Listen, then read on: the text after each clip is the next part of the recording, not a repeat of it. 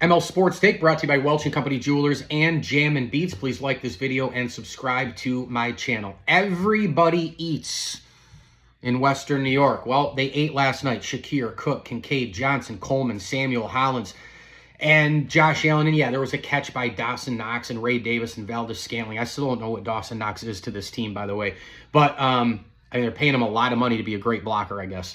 But, man, everybody eats there. Everybody ate on the ground, and it was a mix and a match. And what the Bills have shown against the Dolphins, against the Cardinals, and now in a blowout manner against the Jacksonville Jaguars, very, very simply put, you want to play zone, we'll attack you underneath with Kincaid or Shakir. Oh, you take Dalton Kincaid away like the Cardinals did in week 1. We're going to feed other people. James Cook can run wild. James Cook can catch it out of the backfield. If you want to neutralize him on some other things and you want to play some man-to-man, we're going to go with Khalil Shakir. By the way, a guy who, over the last, I think his last 20 targets, he doesn't even have a drop. And we also have some other guys, like rookies, who we're going to bench in Keon Coleman. He got benched. He got benched for something where he was late earlier in the week, and Sean McDermott said he handled it fine, whatever else. Gets benched for the first quarter. He goes in, catches a touchdown. So everybody eats. Screen plays to the running backs. You play zone, you play underneath. You want to play man, you play on the outside and underneath with all these different coverages. Josh Allen on the run, the offensive line is unbelievable. But when they let him out, when they bootleg him around, when they give him the vision, and I love that part about Josh Allen's game. I'm not enjoying watching anybody in sports more than Josh Allen right now. I mean, the order for me probably goes Josh Allen, Connor McDavid in the NHL. Probably then you might have to go to, I don't know, Shohei Ohtani and Aaron Judge and Juan Soto at this particular point.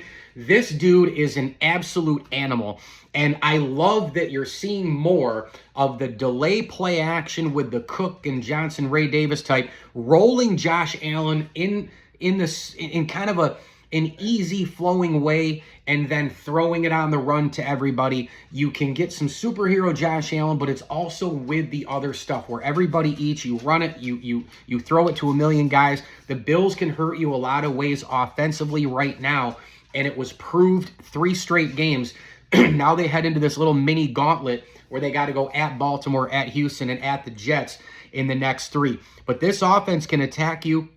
You want to blitz Josh Allen, he can get the ball out quickly on the sides with slant patterns and all the rest, screen plays to the running backs. You want to play zone, he can carve you up underneath. You want to play a press man corner, he can throw it up over the top. You want to play man-to-man across the field and try to rush your front with the Trayvon Walker and Josh Hines-Allen? No problem. They're going to pull guards, they're going to pull tackles. Dawkins and Brown were outrageously great last night. No problem. You can do all of those things, and then he's going to hit you in stride. He's going to hit you in the corners. He's going to hit you on the boundary and underneath. He can do it all. They can do it all. Everybody eats. You take one guy away, they go to 2 others. You take the 2 others away, they go to 3 others. It doesn't matter. Right now, it looks as though what the vision was in training camp and in the offseason, bringing these guys in, trading Stefon Diggs, who was a complete freaking headache and loudmouth and an attitude problem in the locker room, because eventually Stefon Diggs will wear you down. All of these different things. Mitch Morse, goodbye. All these different things they had, the vision they had. This is what right here is coming to fruition. Now, again, 3 weeks is 3 weeks. It's not 17 games and an 18-weeker here yet. But for 3 games, the Bills have shown that here they are again as a franchise. They know what they're doing. Sean McDermott, Brandon Beane, Joe Brady, all the coaches. Remember, all the talk about Jalen Hurts in Philadelphia with, well, he doesn't have Shane Steichen. It's really hard without an offensive coordinator who you're really used to. Oh, really? Hold on. Josh Allen says, hold my 30 rack of Labatt Blue, please. Because Josh Allen started with Brian Dable. They go to Ken Dorsey, and he shits the bed. And then they go to, hello, Joe Brady. So Josh Allen, in a matter of just a couple years, has literally gone from one to another to another. He's had 3 offensive coordinators in the last couple of years. And all of his weapons, Gabe Davis gone, Stefon Diggs gone, Dawson Knox hasn't even developed yet, and this is year 2 of Kincaid, a rookie in Keon Coleman. They bring in a couple of guys in, and look what's going on. So he is a different animal. He's a unicorn. He's a friggin' freak of nature, 6'5", 250, and you now have, I mean, last night, if last night isn't the absolute prototypical game that you want from Josh Allen, I don't know what is. He throws 30 times, not 40. He completes 23 of those passes, 4 touchdowns, precision, mechanics, smarts, mature, 263 yards with the 4 touchdowns. His QBR was 98.3, and his rating was a 142.1, and he ran it for 44 yards on the ground as well. So he had 300-plus yards total from scrimmage, and he didn't play hero ball. He had no fumbles, no interceptions. His vision was unbelievable. The eyes were up the entire time.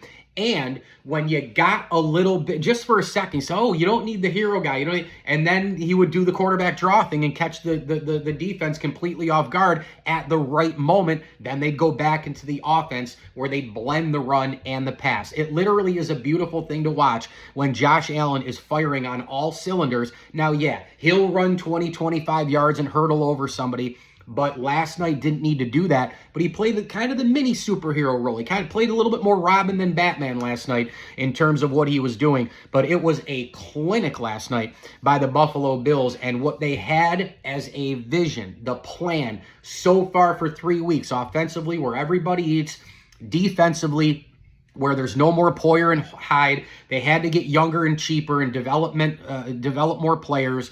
And they're doing that. And oh, by the way, they haven't had Milano or Bernard or Taron Johnson. So they battled through all of those injuries. The contract of Ed Oliver looks like it's coming through right now. Von Miller looks like he's back a little bit. Gregory Rousseau looks like he's breaking out as they hoped. AJ Epinesa is looking like he's breaking out as they hoped. And the safety tandem, the corner tandem, look at Rasul Douglas last year. They stole him. You put him with Benford. And by the way, Trey White is now long gone, right? There's some of these guys that were core Bills that they're long gone on both sides of the field. 3-0 Bills. It's come to fruition to this point, and that's a credit to Bean McDermott and the entire franchise. Now, yeah, January, December, playoffs, all that stuff looms. Can they get past the Chiefs? Blah, blah, blah, the same question.